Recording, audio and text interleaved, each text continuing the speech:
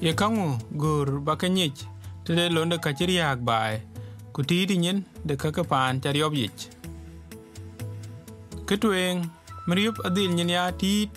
nuhun cengke kubig yamu kapiat kuchin kerajke nuhut guop.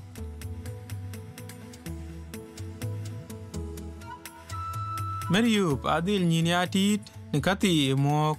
uhut apot chimande wede nur chito weda je tron lunde tolich temde non Meriup adil wunda hut kamaktam de riup lekchiriak bai gur bejuir wunut adil nyene atit nikachiriak bai kubikajuir chimanda wuye meriup tapin kurun chiut kanok tungaloy yen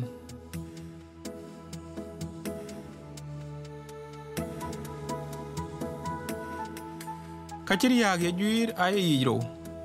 kagur bika dai loy ukachi gur bika dai loy kagur bika dai loy kagur dai loy agur bika daja loy chimande wonu ta chiriak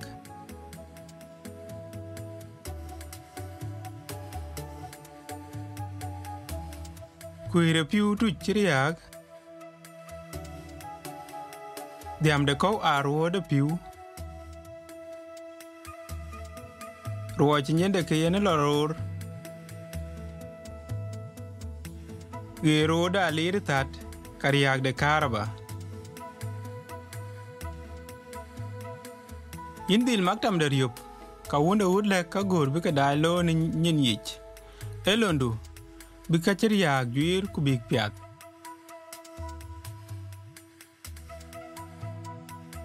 na chintelu biyin maktam de riup kawunut da yup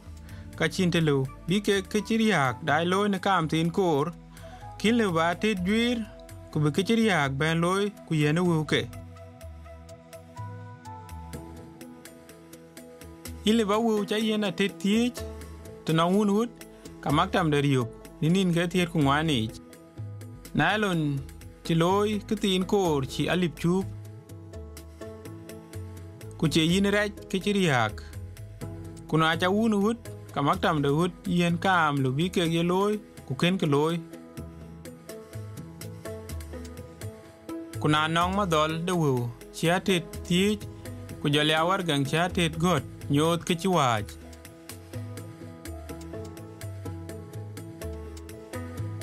kuna kachi gur bike dai loy kachi gur bike dai loy ay kalo bike loy ne koldo ku chenyin yich etetonge chimande duong da agende to waduk ku tit ku jole akwem de magorong tin kor na wernyin gadu wunut kamaktam de riup warek ku baka juer ke gur bejuir ku yenin gur biniye loy tak kichi gur bedaja loy tek do achi liuke big daja loy chimende kok bere tak maktam de riup ka wunut ku biki kichiriak loy na leurot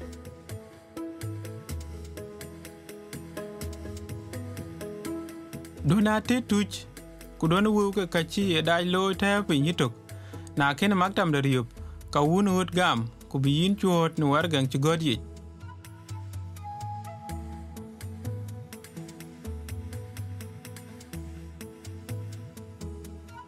ku bak chiek doj kek gade ke chiriak ben chale wunut ka maktam de riup pin ku mukani ma pot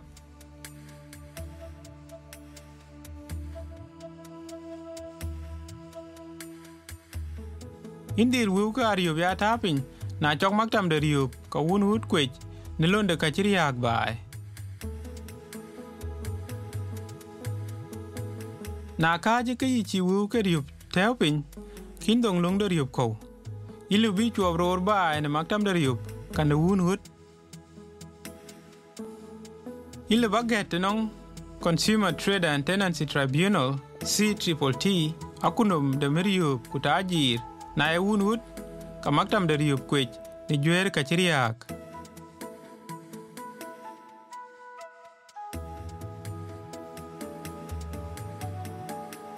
Kuna pie de kathi kok ni hut guop.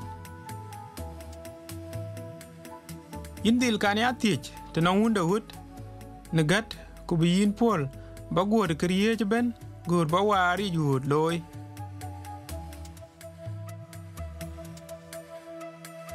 Wunda hut alibgam ni wede kathi yich ti chin yen wet pot lubi yen kapin. Kathi lubi war anong yi jik pie de kayen surai nwed ni panko.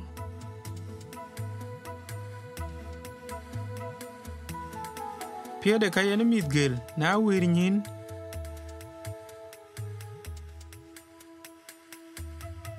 Pie de kayen kanuk wunda lag.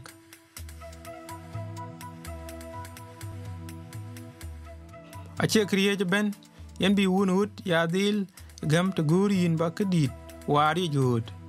Chimane tonde hudich ka tonyot ko ni chin gur. Na lortin ko war ke doyich ni nomdo kayin ken wunut kan lek ubi pol kin lo bi chop bich ut ka chol ke charach.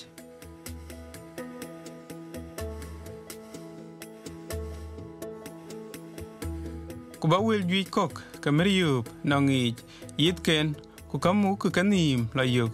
La on the website the New South Wales Fair Trading tone www.fairtrading.nsw.gov.au kayope telephone 13 32 20.